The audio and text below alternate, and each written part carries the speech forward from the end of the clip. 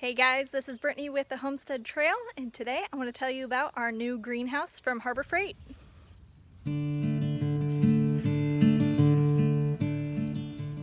So this greenhouse is 10 foot by 12 foot, and it is 10 feet 3 inches tall. It has 4 windows on the top that you can adjust. Right now on Harbor Freight's website, it is on sale for $650. We got it when it was on sale, and we got a coupon. I think we ended up only paying $450 for it. So definitely make sure you're signing up for those coupons that they email you, or they can mail them to you too. A few tips for when you're putting this together. First off, this is how we put in the clips.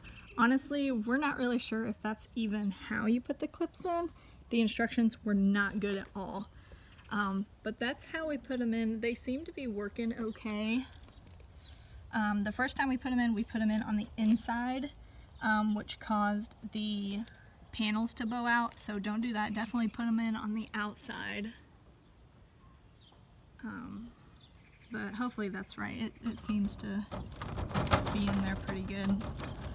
They include a tool to put them in, but it's still very difficult. Also, whenever you are at the window stage, if you can see that bottom, not the part with the handle hanging off of it, but the bottom part there with that little metal piece that's kind of sticking up. In the instructions, it said you had to find these window screws and attach that piece. Well, we were getting really frustrated because we could not find those window screws. We looked and looked, and we assumed that they just forgot to put them in. We were gonna have to go to the hardware store and buy them, or call them and have them send us some. But once we got to looking at the parts, it turns out they actually already assembled that for us. So if you get to that part of the instructions, skip that part because it is already done. We did do a couple of things that the instructions did not call for. Like we screwed the panels on with these like pole barn sheet metal screws that have the rubber washer in there to seal the water out. We did that to all of the panels, including the tops, in addition to those clips that they provide, because we don't really trust these. I don't know. But another thing we did was silicone the bottoms, which you can see there is some humidity in there, so I don't know how effective that was. But the goal was to keep the water out, seal it all out, so that we won't end up with the algae growth in there and that humidity fogging up the panels. So who knows, that humidity might have been worse if we hadn't siliconed it. But we siliconed the inside and the outside, tops and bottoms. We just used regular clear pure silicone from Walmart. I think it was like $2 a bottle. For the base, the instructions said to bury this. Instead, what we did was we took a treated 4x4 and just screwed it to that board with those same pole barn screws. And then for the inside, we laid down some geotextile cloth, kind of like landscape cloth, and covered it with river rock. And we've got this little outer area too.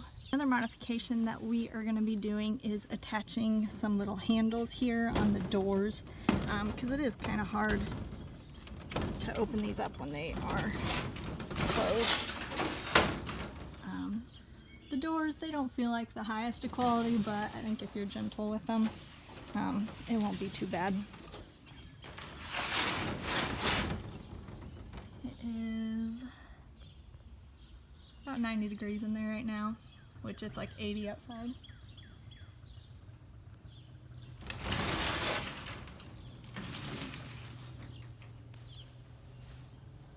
If you're wondering what the fish tank is doing in there, I'm actually planning on doing some aquaponics in here. So that is what that is going to be used for. That's going to be my sump tank. We're going to be building some wooden shelving for in here too. Right now all I've got is this old greenhouse stand. So there are 4 windows. You can see they're open now. This is the furthest open that they can be opened. I am about 5'4" and I have to get a ladder to reach those, which is kind of a pain. I was hoping I'd be able to reach them with the step stool, and it is not enough for me. I'm too short, so that's kind of a bummer. It doesn't seem like the sturdiest way to have the windows, but like I said, this system was pretty cheap, so you kind of get what you pay for, but we'll see how they do.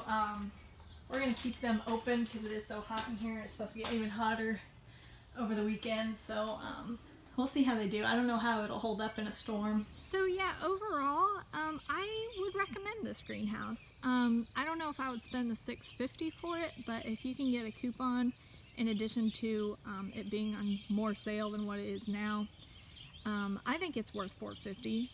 It looks nice. It doesn't look cheap. It seems sturdy.